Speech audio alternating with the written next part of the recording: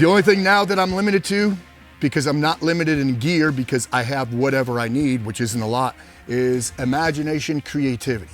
You know, the big reason I like bands is because they're very joint friendly.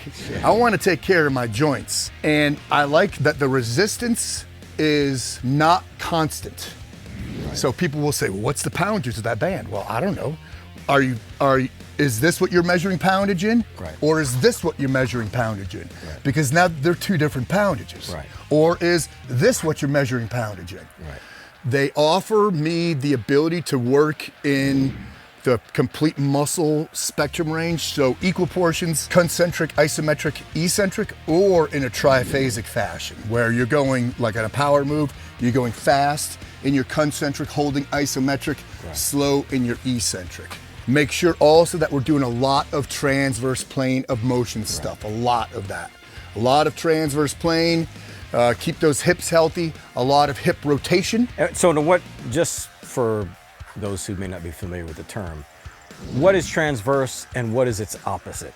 So there's three planes of motion primarily. One is sagittal, and this is where most guys work. You know, they live in a sagittalistic environment. Right? So sagittal is all this way. Presses, that sort of thing. Where a frontal is like this right here, frontal. And then transverse is all rotational stuff. Transverse, all rotational. And that's when you pull the muscles. That's when you get injured. Picking up the grandkid. And you know what I like saying? In the transverse plane of motion lives life-saving and ass-kicking. Right.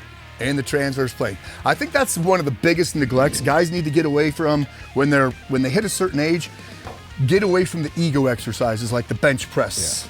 And then if you squat, you don't have to do a back squat anymore. Front load, do a front squat. Load heavy in the front because now it's more practical. Right. It's got real world practical application there. You're probably in a car wreck or in a life-saving situation, not going to back squat something. Right. It's probably going to be front loaded. Right. So, and then the front loading is safer for you because you're keeping more of a neutral spine. Right.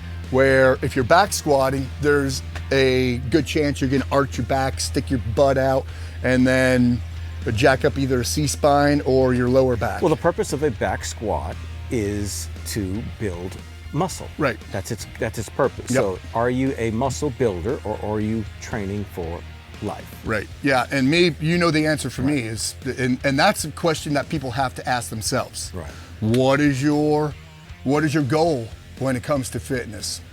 You know, if aesthetics, cosmetics is your goal, knock your socks off, man. It's not my goal, but man, it's a good byproduct. Yeah. Right. I want to look good, bro. Hell yeah. So for all the nooks and crannies and bits and pieces that we didn't cover here, you got to join my Pat Mac Keep the Place Live Coaching Squad on Patreon.